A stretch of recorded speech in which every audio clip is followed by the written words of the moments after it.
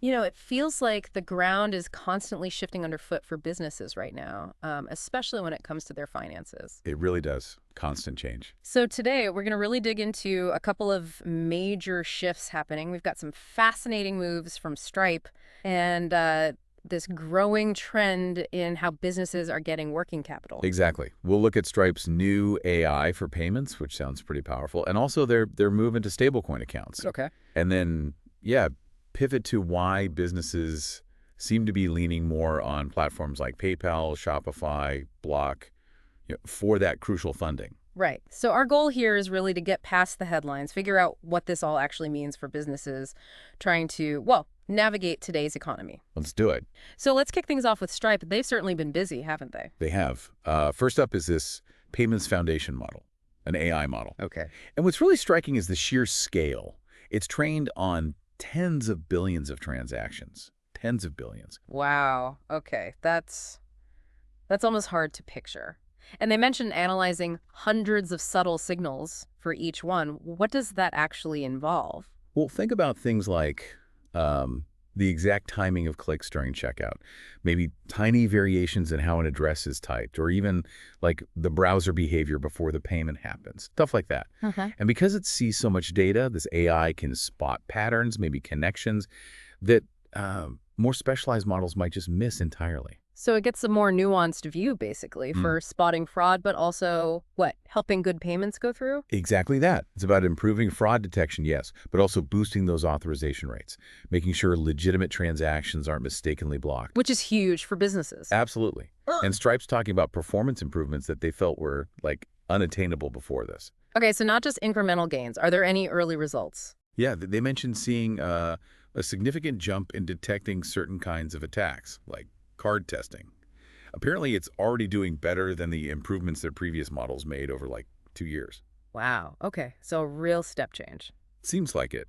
It kind of backs up what Patrick Collison, Stripe's CEO, said about AI being this gale force tailwind changing the economy. Right, that quote caught my eye. It sounds less like hype when you see these kinds of results. And they've already linked AI to helping them grow their payment volume significantly last year, something like 38%. So it's already delivering tangible results, not just potential.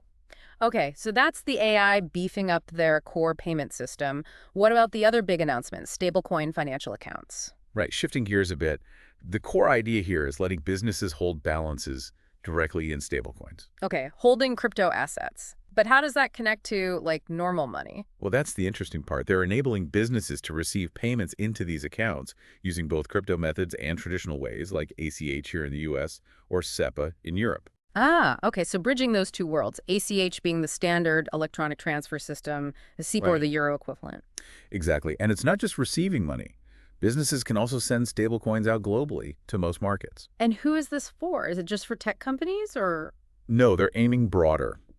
It's designed for businesses in, I think, over 100 countries right from the start, initially supporting USDC, and another one bridges USDB, USDB, right. and they plan to add more currencies later. Okay, holding it is one thing, but the big question is always spending it, right? How practical is that for a business? Good question.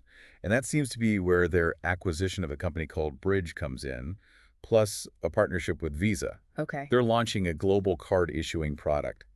So fintechs can issue Visa cards linked directly to these stablecoin wallets. Ah, I see. So a business holds USDC, let's say, but gets a Visa card linked to that balance. Precisely. And they can then use that card anywhere Visa is accepted, which is Right. about 150 million places or something. Huge number. Yeah, pretty much everywhere. So what happens at the point of sale? Does the merchant get paid in stablecoin? No, that's the key. Bridge handles the conversion in the background.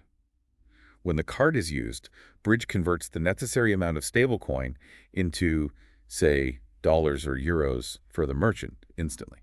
Okay, so it's seamless for the merchant. They just see a normal Visa payment. Exactly. For the business using the account, it could be a more efficient way to manage and spend digital funds, especially internationally. It really does sound like they're trying to make stablecoins, actually usable for regular business stuff, not just speculation. And again, Patrick Collison framed it similarly. Another Gale Force Tailwind, and Stripe wants to make it accessible. Right. And wasn't there some recent news about Visa potentially getting involved with another stablecoin project, USDG? Yeah, there was a report about that, a stablecoin consortium. Visa didn't comment, apparently, but it does show there's a lot of movement in this space, connecting traditional finance and these newer digital assets. Okay. Fascinating stuff from Stripe. Definitely pushing the envelope.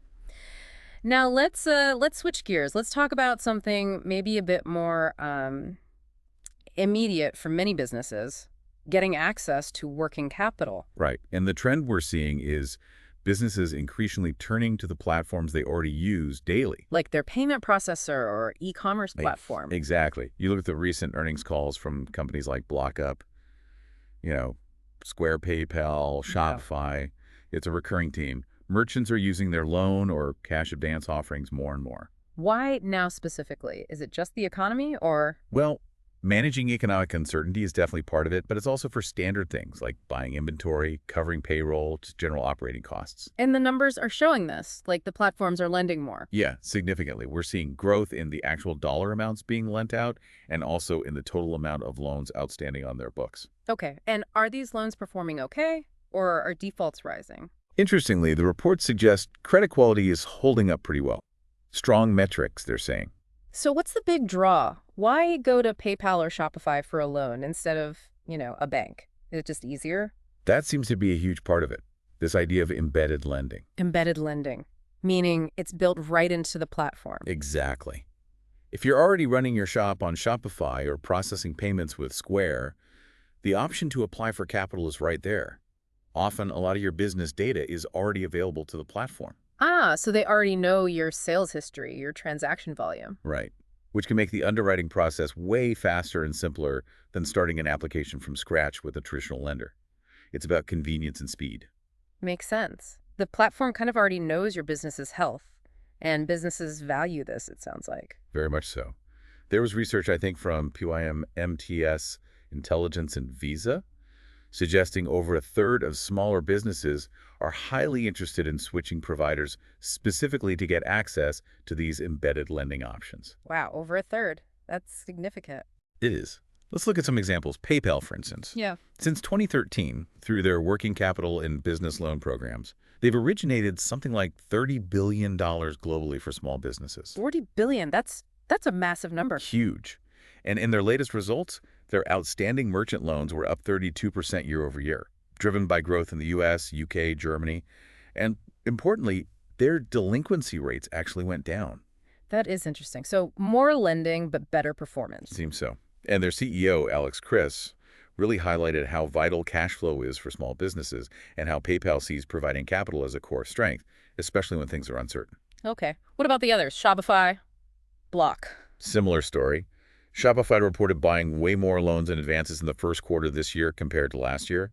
Their total loan balance is up too, around $1.4 billion now. Okay. And Block, with Square Loans, also showed growth in their commercial loan balance sheet, up to about $476 million from $404 million at the end of last year. So it's pretty clear these platforms are becoming really important lenders in their own right. Definitely. And it kind of ties back to other research, doesn't it? Yeah. PYM-NTS Intelligence also found that small firms without access to financing tend to be less confident, less ready for things like, say, new tariffs or other economic shifts. Right. So this access to capital is really crucial for resilience. It really seems to be. So it's interesting. We've talked about two, on the surface, quite different things. You have Stripe pushing the boundaries with AI and stablecoins, very future-focused tech. And then you have this more immediate, practical trend of embedded lending through existing platforms. But when you step back, they're both really about solving core business problems, aren't they? Payments, security, efficiency, and critically, access to capital, making financial tools work better for businesses. That's a great way to put it. They're kind of two sides of the same coin, in a way, modernizing business finance. Yeah. And it makes you wonder, could these worlds merge even more directly in the future? How do you mean? Well, could you see, say, stablecoin accounts being linked up with these embedded lending offers? Could that advanced AI that Stripe's using for payments also be used to make lending decisions even faster or more accurate for these platform lenders? That's a really interesting thought. Imagine getting working capital, maybe funded via stablecoins, approved almost instantly based on AI analyzing your real-time business data, all within the platform you use every day. Exactly. The potential for synergy seems pretty high. So the main takeaway for you, the listener, is that, wow, things are moving fast in fintech. There are genuinely new tools emerging for managing money and getting funding. Yeah, staying aware of these shifts is going to be pretty critical for any business, I think. Absolutely. I mean, these announcements and trends we've discussed, they're mostly from the last year or even just the last few months. The pace is just incredible. It really is. Okay, so wrapping this up, we've taken a deep dive into Stripe's big moves, that Mhm. powerful AI for payments and security, and their push into practical stablecoin accounts for businesses. And we've also looked at this undeniable trend of merchants relying more and more on platforms like PayPal, Shopify, and Block for essential working capital through embedded lending. Which leads us to a final thought for you to chew on. With all this happening, the AI, the stable coins, the embedded financing, what new doors might open for businesses like yours in the next few years? And maybe what new challenges might pop up. How can you start thinking now about positioning your business, your strategy, to really take advantage of these tools and, navigate whatever comes next? Yeah, how could your operations specifically change because of all this? Something to definitely keep in mind.